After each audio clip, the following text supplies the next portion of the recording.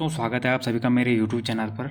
तो दोस्तों कुछ थे मेरे चैनल पे कमेंट कर रहे थे, कुछ उनका नाम को ध्यान नहीं आ रहा, लेकिन कह रहे थे कंप्यूटर के थोड़ा एक्स्ट्रा क्वेश्चन करवा दूँ। तो मेरे पास एक कंप्यूटर की एक बुक थी जिसमें MCQ है कंप्यूटर के, तो 30 क्वेश्चन मैं लेके आया हूँ अभी। और इसमें करीबन 150 या 200 क्वेश्चन हैं। तो इसके मैं और वीडियोज़ भी लेके आऊँगा। अगर सीरीज़ अच्छी लगेगी आपको, अगर आप इसको लाइक शेयर सब्सक्राइब करोगे तो आपको और MCQ में ला जाऊँगा कंप्यूटर का, ठीक है। तो प्रथम गणना करने वाला यंत्र क्या है? तो अबेकस इसका आंसर हो जाएगा, जो आपका प्रथम गणना करने वाला यंत्र हो जाएगा। अगला क्वेश्चन है कि चार्ल्स बेबेज द्वारा निर्मित पहला एनालिटिकल इंजन है, यानी चार्ल्स बेबेज द्वारा निर्मित एनालिटिकल इंजन है, तो इसका आंसर आपका मैकेनिकल हो जाएगा, ठीक है। अगला आपका प्रश्न है कि प्रथम पीढ़ी का कंप्यूटर है, तो प्रथम पीढ़ी का कंप्यूटर आपका A और B यानी ENIAC भी हो जाएगा और मार्क 1 भी हो जाएगा। ये दोनों आपके पहली पीढ़ी के कंप्यूटर हैं। अगला क्वेश्चन है कि प्रथम पीढ़ी के कंप्यूटर्स में डैश डैश का उपयोग करके प्रोग्रामिंग की जाती थी, तो प्रथम पीढ़ी के कंप्यूटर में आपको मशीनी भाषा मिल जाएगी, ठीक है। मशीनी भाषा इसका आंसर हो जाएगा। अगला क्वेश्चन है तृतीय पीढ़ी के कंप्यूटरों में तृतीय पीढ़ी के कंप्यूटर में प्रयोग होने वाली भाषा है, तो तृतीय पीढ़ी के कंप्यूटर में प्रयोग होने वाली भाषा आपकी कोबोल हो जाएगी, ठीक है। इसका आंसर कोबोल आपका हो जाएगा। अगला क्वेश्चन है कि चौथी पीढ़ी के कंप्यूटरों का मुख्य उपकरण क्या है? तो चौथी पीढ़ी में आपका माइक्रो प्रोसेसर का यूज़ होने लग गया था, ठीक है। अगला क्वेश्चन है कि PC यानी पर्सनल कंप्यूटर किस श्रेणी के कंप्यूटर से संबंधित है? तो ये आपका माइक्रो कंप्यूटर की श्रेणी से संबंधित हो जाएगा आपका जो ये PC है, ठीक है। अगला क्वेश्चन है कि माइक्रो कंप्यूटर को डैश डैश भी कहते हैं, तो माइक्रो कंप्यूटर को आपको computer on a chip, micro computer को जो है कंप्यूटर ऑन अ चिप भी कहते हैं, ठीक है। अगला क्वेश्चन आपको हो जाएगा कि एनालॉग और डिजिटल कंप्यूटर्स की विशेषताओं के संयुक्त रूप को डैश डैश कहते हैं, तो ये आपका हाइब्रिड कंप्यूटर इसका आंसर हो जाएगा। अगला क्वेश्चन है कि उद्देश्य के आधार पर कंप्यूटर कितने प्रकार के होते हैं? तो उद्देश्य के आधार पर आपके कंप्यूटर 2 प्रकार के हो जाते हैं। अगला क्वेश्चन है कि वे कंप्यूटर जो आकार में बहुत बड़े होते हैं तथा जिनकी संग्रह क्षमता भी अधिक होती है, इनको कहते हैं सुपर कंप्यूटर। अगला क्वेश्चन है कि एक कंप्यूटर जिसे पोर्टेबल कंप्यूटर नहीं माना जाता है वो है आपका मिनी कंप्यूटर, वो है जिसे पोर्टेबल कंप्यूटर नहीं माना जाता है।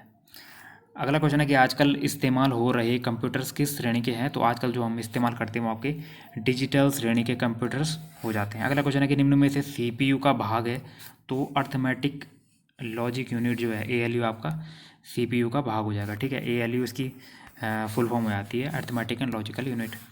अगला क्वेश्चन है कि कंप्यूटर के मस्तिष्क को क्या कहते हैं? नॉर्मल क्वेश्चन है, तो आपका CPU हो जाएगा कंप्यूटर का मस्तिष्क। अगला क्वेश्चन है कि प्राइमरी मेमोरी यूनिट किसका एक हिस्सा है? तो CPU का हिस्सा हो जाएगा आपका प्राइमरी मेमोरी यूनिट जो है CPU का एक हिस्सा हो जाएगा।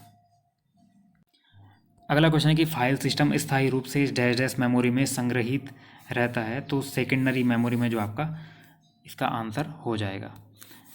अगला आपका प्रश्न है कि रोम यानी रीड ओनली मेमोरी जो इसका फुल फॉर्म होता है में डाटा, रोम जो है इसमें जो है डाटा सिर्फ पढ़ा जा सकता है, इसीलिए इसका फुल फॉर्म होता है रीड ओनली मेमोरी। अगला क्वेश्चन है कि आपके कंप्यूटर में बनी परमानेंट मेमोरी को क्या कहते हैं? तो रोम आपकी परमानेंट मेमोरी आती है, ठीक है। अगला क्वेश्चन है निम्न में से कौन आउटपुट डिवाइस है? तो प्रिंटर आपका आउटपुट डिवाइस हो जाएगा, जबकि माउस कीबोर्ड और स्कैनर आपका इनपुट डिवाइस हो जाएगा। अगला क्वेश्चन है कि निम्न में से कौन सी इनपुट डिवाइस है? तो A और B कीबोर्ड हो गया और माउस आपका इनपुट डिवाइस है, जबकि प्रिंटर आपका आउटपुट डिवाइस हो जाएगा, ठीक है। अगला प्रश्न है कि निम्नलिखित में से किस समूह में केवल इनपुट डिवाइस है? तो ये क्वेश्चन भी बनता है पेपर में, तो माउस कीबोर्ड और स्कैनर हो जाएगा आपका इनपुट डिवाइस के समूह से संबंधित। अगला प्रश्न है कि निम्नलिखित में से कौन सा हार्डवेयर नहीं है? तो जावा जो है आपका हार्डवेयर नहीं है, बाकी आपका प्रोसेसर चिप हो गया, प्रिंटर हो गया और माउस हो गया, ये आपका हार्डवेयर हो जाएगा। अगला आपका प्रश्न आ जाएगा कि हार्डवेयर के अंतर्गत आती है, तो हार्डवेयर के अंतर्गत आपकी आती है कंप्यूटर और इससे जुड़ी सभी डिवाइसेस जिनका प्रयोग डाटा इनपुट और आउटपुट के लिए किया जाता है, ठीक है। ये इसका आंसर हो जाएगा। अगला प्रश्न है कि कंप्यूटर मॉनिटर किस प्रकार की डिवाइस है? तो मॉनिटर आपकी आउटपुट डिवाइस है, ठीक है। अगला आपका प्रश्न है कि कंप्यूटर में कोई विशेष काम करने के लिए किस सॉफ्टवेयर का प्रयोग किया जाता है? तो एप्लीकेशन सॉफ्टवेयर जो है इसका प्रयोग कंप्यूटर में किसी विशेष प्रोग्राम को करने के लिए किया जाता है, किसी विशेष काम को करने के लिए किया जाता है एप्लीकेशन सॉफ्टवेयर का प्रयोग। अगला आपका प्रश्न है कि MS वर्ड डैश डैश का उदाहरण है, तो MS वर्ड आपका एप्लीकेशन सॉफ्टवेयर का उदाहरण हो जाएगा।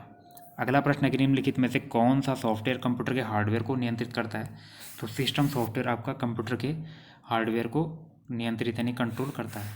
अगला प्रश्न है कि कंप्यूटर सॉफ्टवेयर की परिभाषा कैसी हो सकती है। तो ऐसे अनुदेश जो कंप्यूटर को बताते हैं कि क्या करना है, ये जो आपकी हो जाएगी, ये आपका हो जाएगा कंप्यूटर सॉफ्टवेयर की परिभाषा। ऐसे अनुदेश जो कंप्यूटर को बताते कि क्या करना है। अगला आपका प्रश्न हो जाएगा, लास्ट प्रश्न है सीरीज का, कंप्यूटरों के संदर्भ में सॉफ्टवेयर का अर्थ है। तो कंप्यूटर के संदर्भ में जो सॉफ्टवेयर का अर्थ है, कंप्यूटर प्रोग्राम्स हो जाएंगे। ठीक है, तो गाइस ये कंप्यूटर के 30 क्वेश्चन थे। अभी इसमें 150 या 200 क्वेश्चन और बचे हैं। अगर सीरीज़ आपको अच्छी लगती है तो आप कमेंट करके बता दीजिएगा मुझे, मैं इसके और क्वेश्चंस ला जाऊँगा। ठीक है, कल मैं एक और वीडियो डाल दूँगा, शायद थोड़ी लंबी भी डाल दूँ। सीरीज़ आपको कैसी लगी, लाइक शेयर एंड सब्सक्राइब जरूर कीजिएगा, और कमेंट में रिस्पॉन्स ज़रूर दीजिएगा। अगर आपको कंप्यूटर के और क्वेश्चंस चाहिए पेपर से पहले तो मैं करवा दूँगा। ठीक है, मिलते हैं नेक्स्ट वीडियो में। Thank you.